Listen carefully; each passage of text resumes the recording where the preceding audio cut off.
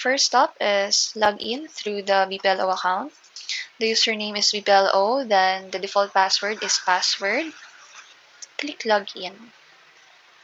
Alright, so upon logging in, ito yung kanyang tinatawag nating dashboard. Ano yung makikita sa dashboard? First is yung module, which is the business permit.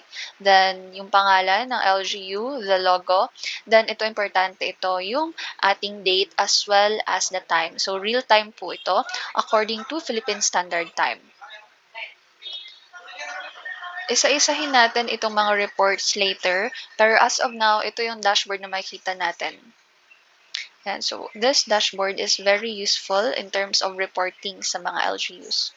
Sige, unahin muna natin ang setup under BPLO. So, first is, ayan.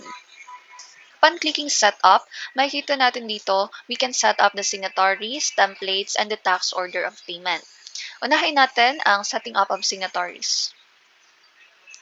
Sa setting up of signatories, this can be done through the admin account as well as the BPLO. So, usually, ang sineset up natin is the mayor as well as the municipal treasurer and or the BPLO. Depende kung sino yung mga signatory ni LGU sa kanilang process. Yan. For example, add signatory tayo. Okay, basahin natin. Recommendations for the signatories. Ayan. Before uploading the signatory images, primary or secondary, adjust the following. The dimension size, the signatory images, dapat rectangular or box. So, ito yung mga dimensions natin. Then, after saving, the following buttons will be displayed for the customized setup. So, pwede nyo siya enable yung customized setup. Makikita natin mamaya. Then, pwede rin i-customize yung margin, etc. So, later on, we're going to dive into that. So, for example, set up natin ng name ni, for example, si Mayor DICT. Yan. Then, ang office is, of course, the Mayor's Office. Designation is Local Chief Executive. And the role is primary. So, ito yung, ano ba yung mga documents na pipirmahan ni Mayor? Usually is, napipirma lang siya sa business permit for both new and renewal. Click natin to. Kung may mga ibang LGUs na meron ng working permit module, then si Mayor din ang signatory, click lang ito ang working permit. Ayan. Itong official tax receipt and the tax order of payment, usually ang signatory nito ay si Municipal Treasurer. Then, the Certificate of Retirement of Business, usually ang signatory nito is si BPLO. Then, the validity, ayan. So, hanggang kailan valid itong si Mayor DICT. So, kung for example, ang election is, ang mayor parang every, gano'n ba katagal si mayor? Parang every 6 years ata, 2020. Mayor, time. No, less than 2 years. Ayan. Time, 1 term. 3 to 4 consecutive years. And so, for example, ang validity nito is 2025. Kasi may election na sa 2025. So, 06, then 30. Ayan. Ngayon, troubleshooting. What if walang may lumalabas na signature sa permit? So, ang ito-check nyo ngayon is the validity. Kung na-set up ba to ni LGU itong validity. Kasi bagong update kasi ito. So, sa mga old na LGU, baka hindi nila na-set up. So, check nyo po ito. Then, click save.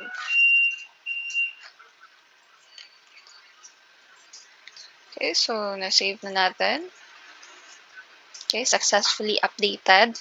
Ngayon naman is how are we going to enable the digital signatures. So, may mga mayors na ang ginagamit nila na signatory are their digital signatures. So, hindi na sila nag-mano-mano pirma bawat permit, which is acceptable. Kasi for example, si LGU meron siyang ini-issue na 4,000 permits. Alangan naman mano-mano yun, pirmahan lahat ni mayor, di ba? So, mas maganda na gumagamit ng digital signature. So, enable, upload a copy of the electronic signature. So, you can browse.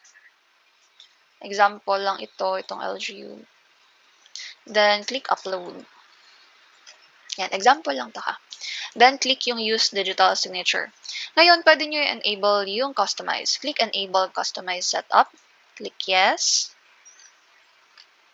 Yan. So, later po, i-discuss natin yan. Then, click save. Ayan. So, upon clicking save, meron ditong customize signatory setup. So, click natin to. Yan. Kapag kinlik natin tong enable image overlap, ibig sabihin, pwede siya mag-overlap yung signatory doon sa pangalan ni Mayor. Then, overlap alignment, for example, top or bottom. Yan. So, meron ditong mga, pwede nyo ma-customize yung margin, etc.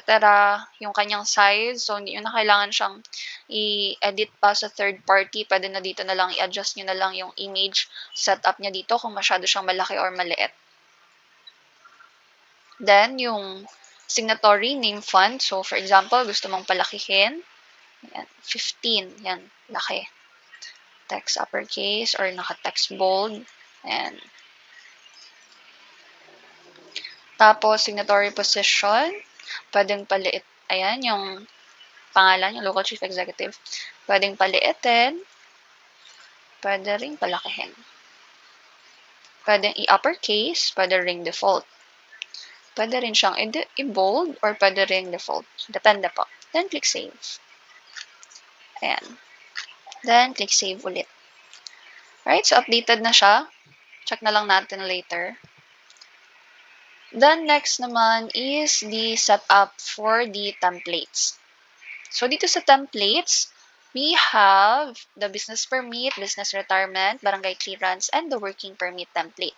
So, para sa business permit template, we have 1, 2, 3, 4, 5, 6 templates to choose from. Ayan. Meron tayo ditong use customized template. Ano ba to? Click natin. Click yes. Yan. Kapag kinlik natin tong customized template, ibig sabihin, gagawa tayo ng bagong template from the scratch.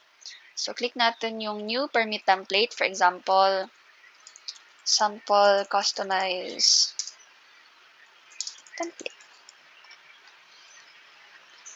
This is not advisable kapag, for example, lalo na kung walang IT sa LGU, mas maganda kung gamitin na lang nila yung default na templates natin. Advisable ito kapag, for example, si LGU meron silang kakaibang templates tapos gusto nila yun talaga yung masunod. So, pwede nila yun gawin. Ngayon, for example, Municipality of Kidapawan, ganyan. City of Kidapawan.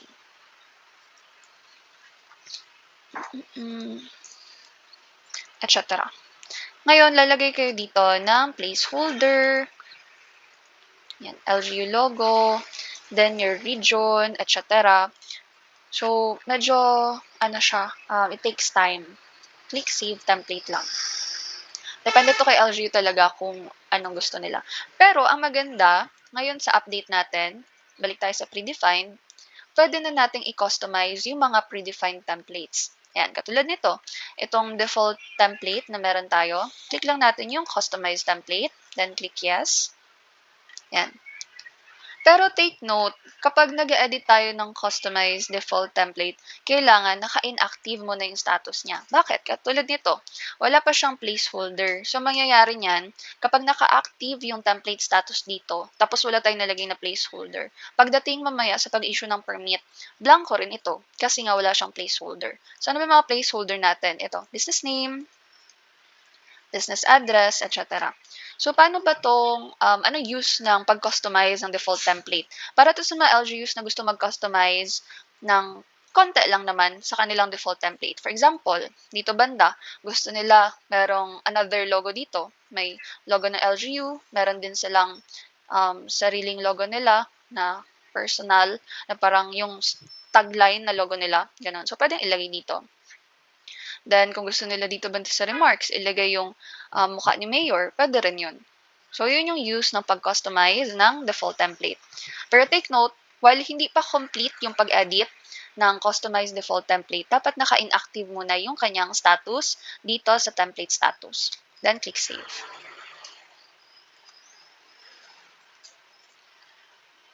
Alright. Then next naman dito, makikita natin, merong permit template print setup. Ayan. Meron dito nakalagay, enable print per line of business. Para saan ba yan? May mga LGUs kasi na sa isang application, merong 2 or more line of business. For example, si applicant um, si applicant si Lina, meron siyang sari-sari tapos nagpapabenta din siya ng mga essentials na gulay, etc. Or nagpapabenta rin siya ng meat, ganon. So, meron siyang tatlong line of business. First is yung selling of vegetable. Second is yung sari-sari store. Then third is yung selling of meat.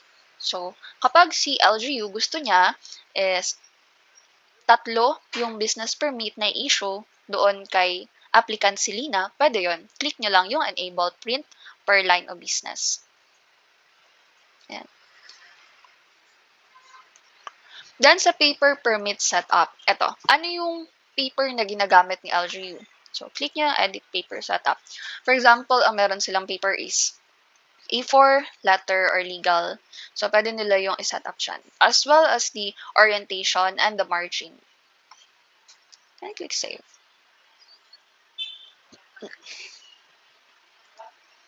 And so, business permit parts. Ito yung sa mga notice banda. So, pwede rin siyang ma-edit. Ito yung sa mga notes. Ayan.